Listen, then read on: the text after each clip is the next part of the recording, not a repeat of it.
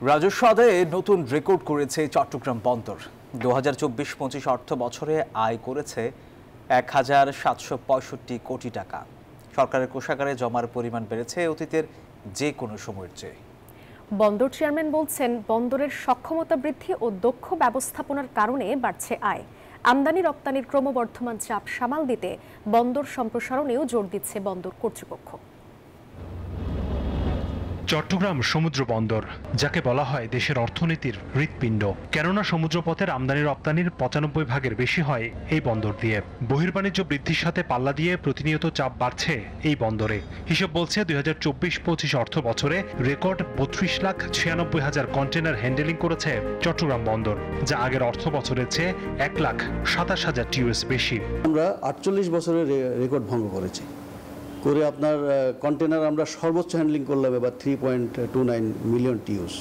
তো এইগুলো কিন্তু সম্ভব হয়েছে যে আমাদের সবার সম্মিলিত একটা প্রয়াসের মাধ্যমে, যে আমরা চাই চট্টগ্রাম বন্দরকে বহির্বিশ্বে আরও এফিশিয়েন্ট বন্দর হিসেবে উপস্থাপন করতে।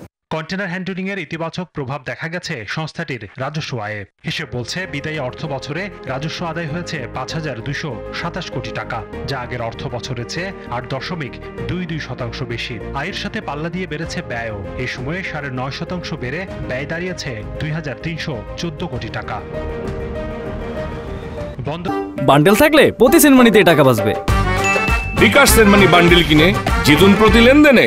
এমন সফলতায় লাভবান হয়েছে দেশের অর্থনীতিও। এক বছরের ব্যবধানে চট্টগ্রাম বন্দর ২৯০ কোটি টাকা বেশি অর্থ জমা দিয়েছে সরকারের কোষাগারে, যার পরিমাণ ১,৭৬৫ কোটি টাকা। এর মধ্যে কর্পোরেট করের পরিমাণ ছিল ৭২৮ কোটি টাকা, আয়ের উপর ভ্যাট ৬৬৭ কোটি, ভেন্ডরের কাছ থেকে আদায়কৃত ভ্যাট ১০২ কোটি এবং আয়কর ৬৭ কোটি টাকা। এছাড়া ভ্যাট বহির্ভূত রাজস্ব ২০০ কোটি টাকা জমা হয়েছে কোষাগারে। এটা মেইন হলো যে আমাদের হ্যান্ডলিং বেড়েছে, আমাদের আয় বেড়েছে, সহজ হিসাব। তো যার ফলে আমাদের আয় বাড়লে তো অটোমেটিক্যালি গভর্নমেন্ট এটা রেভিনিউ পাইছে, এটা সাধারণ মানুষ, দেশ উপকৃত হলো, এটা থেকে বহুলাংশে লাভবান হলো। বন্দর চেয়ারম্যান বলছেন, সামনের দিনে এই আয় আরও বাড়বে, কেননা বন্দরের অবকাঠামো উন্নয়নের মাধ্যমে সক্ষমতা বাড়বে বন্দরের। দেশীয় বিনিয়োগের পাশাপাশি যেখানে বিদেশি বিনিয়োগ আকর্ষণেও কাজ করছে সরকার। প্রথমত হলো জাহাজের ওয়েটিং টাইম কমাতে হবে।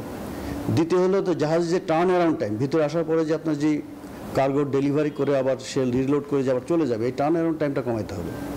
তারপর হলো তৃতীয়টা হলো আমার কন্টেনার হ্যান্ডলিংয়ের এটা স্পিড বাড়াতে হবে। তো এই তিনটা যদি আমি করতে যাই তাহলে আমাকে অনেক ক্যাপাসিটি ডেভেলপ করতে হবে এবং এফিসিয়েন্সি বাড়াতে হবে। দেশের মোট আমদানি রপ্তানির ৭০% বেশি সম্পন্ন হয় চট্টগ্রাম বন্দরের মাধ্যমে। আন্তর্জাতিক সংস্থা লয়েডসের তালিকায় ৬৭তম অবস্থানে এখন দেশের এই প্রধান সমুদ্র বন্দর। হোসাইন শাহাদাত, নিউজ 24, ঢাকা।